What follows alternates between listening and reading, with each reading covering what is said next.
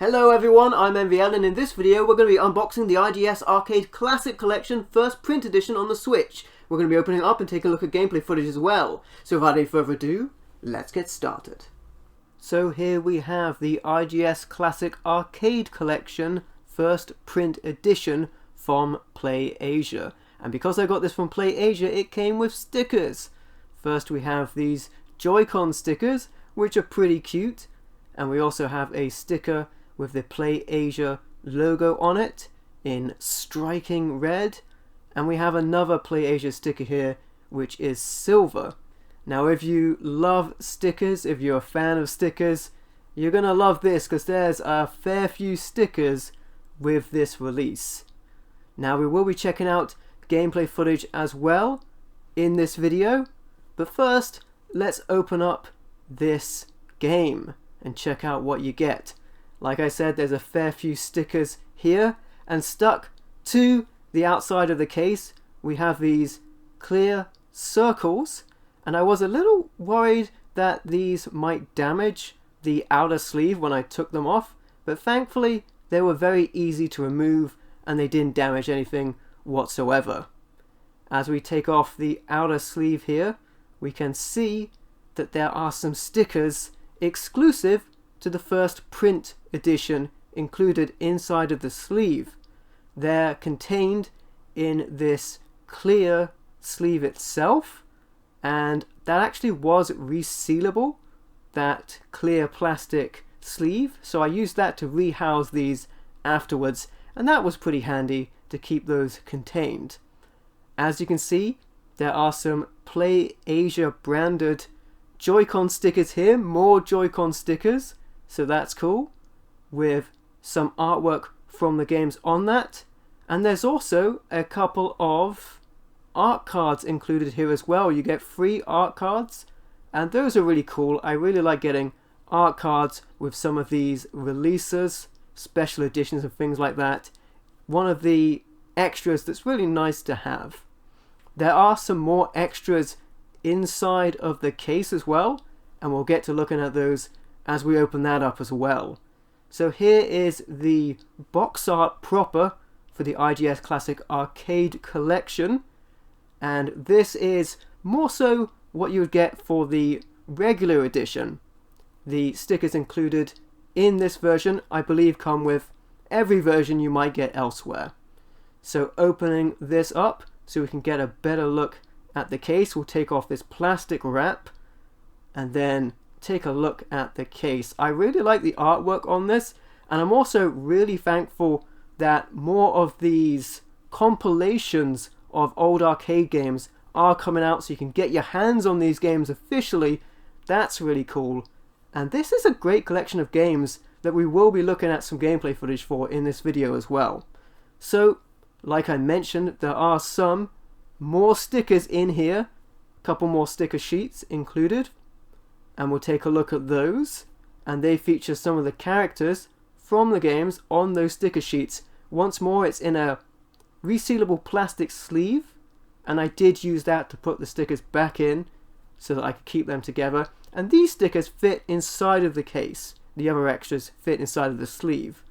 So here we have 3 sticker sheets with some of the characters on here, and we'll take a look at those. Nice extras to have. Love getting all of these extras with this release. If you like stickers, you're gonna love this collection because there's quite a few stickers in this collection. And we'll take a look at the game card, the cartridge that comes in here, as we take a peek at the inside of the inlay there with some of the characters' pixel art included. So overall, you get a bunch of extras in this collection. You get the outer sleeve for the first print edition, along with, of course, the game and the game card, the cartridge. The first print edition also gets the art cards and the PlayAsia Joy-Con stickers, and you also get more stickers included as well. Well, with that, now let's take a look at some gameplay of the IGS Classic Arcade Collection. The IGS Classic Arcade Collection includes 8 arcade games from International Games System: Demon Front, Knights of Valor Plus, Knights of Valor Superheroes, Knights of Valor 2, Martial Masters, Oriental Legend Spooky, and The Gladiator. These are great games, but I do have some issues with the presentation. Firstly, all of the games always start in widescreen, which is the wrong aspect ratio for these games. You can open the menu and change it to 4:3, which I've done for all the gameplay you will see here. But you have to do that every time you play a game, and I think that option was added in a patch as well. Also, text appears on the screen in every game to tell you how to add coins, start the game, and access the menu, and this can't be turned off. It does go away when you actually start playing a game, but I'd prefer if you could hide this text entirely. Now, first up we have Demon Front, which is a run and gun game, and this game plays a lot like Metal Slug. You can fire, jump around, and have access to a shield ability. Each character also has a pet that can do cool stuff as well. I think that this is the first official physical port of this arcade game to consoles, and it's great to be able to play it. This game is awesome, and if you enjoy games like Metal Slug, you'll definitely want to check this game out. It's great. Knights of Valor Plus is a beat-em-up game, based off the story of Romance of the Three Kingdoms, like other games like Dynasty Warriors. This game has 2 different versions included in this collection, and they're quite similar. Each version has some different characters and altered difficulty, among other changes. I found Knights of Valor Plus to be a lot easier than Knights of Valor Superheroes, at least from what I played. For example, I found that boss battles were cut back and felt more balanced to me in Knights of Valor Plus, which made getting through the game a bit quicker for me as a result. Knights of Valor Superheroes is the harder beat-em-up game of the 2 versions included in this collection. Beat-em-ups are the predominant genre included in this collection, and that's fine by me since I love beat-em-up games. Although I thought this version was more difficult, bear in mind that if you wanted to, you can add as many credits as you want, so the difference in difficulty is somewhat more of a preference in this instance, since you can add as many credits as you want to continue playing regardless. It's interesting that 2 versions of this game were included in this collection, and it's cool to see the differences, but I'm also glad for the variety in the rest of the games in this collection. Knights of Valor 2 Nine Dragons is another beat-em-up game, but it looks and plays quite differently from the previous game, and I actually think IGS learnt a lot from the previous game, as I felt Knights of Valor 2 seemed faster and more responsive than its predecessor. Otherwise, it plays in a similar fashion to the original game, which, in fairness, is the norm for most beat-em-up games. You can strike, jump and run, and gather collectibles for points.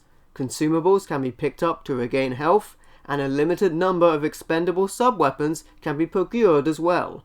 You can also select between an easy 3-stage mode or normal 6-stage mode at the start, or a boss rush battle.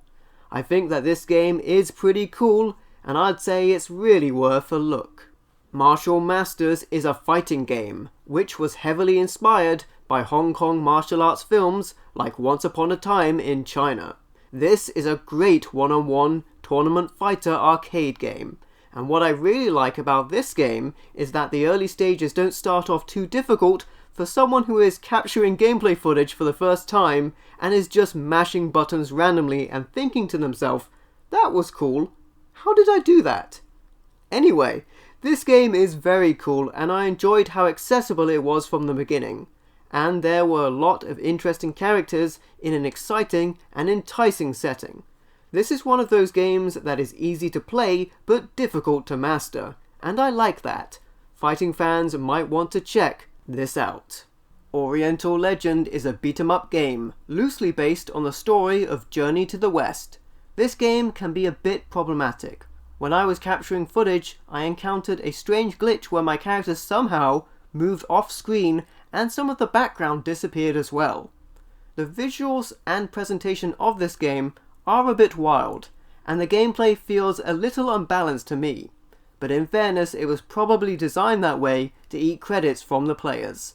Your character's basic attacks feel a bit weak to me, and the movement is also a bit sluggish. What's more is your character can drop their weapon, becoming underpowered until they pick it up. On the plus side, among the many collectibles, you can pick up powerful magic items that can do some massive damage. Oriental Legend Spooky is a significant reworking of the game. In a similar vein to Knights of Valor, This is a different version of the same game, but in this instance the changes are far more substantial, with many more powerful extra characters and drastic changes to the stage design and new sections added as well. I'd say that this is certainly the easier playing experience, with a plus of being expanded from the original, especially with some of the new character improvements such as size, reach, and not dropping their weapons when hit. Once again, I think that it's interesting to see both versions included in this collection. Whereas the changes in Knights of Valor could be considered subtle, the changes in this game are not subtle at all. In fact, they're pretty massive. The Gladiator is a beat-em-up game with a great look and gameplay. This game is a bit more technical than your average beat-em-up. It has standard actions of attacking, jumping, dashing and collecting items with various uses, but this game also has an emphasis on combos which control somewhat like fighting game techniques. What's more is there's an auto combo mode option available which can be enabled. This does simplify things, but it also makes the game much more accessible. This game is really sweet and I'm glad to get the chance to properly own it. It has to be said that without this physical release of these overseas arcade games, many of these games may have been left in the arcade, so I'm glad to get my hands on this collection and get the chance to experience these games. And there you have it. That was the IGS Classic Arcade Collection on the Switch. If you liked the video, be sure to leave a like or a comment to let me know what you think. And don't forget to subscribe for more awesome content. And if you'd like to, you can also support me through Patreon or YouTube channel membership. Thank you for watching. I've been MVL, and I will catch you next time.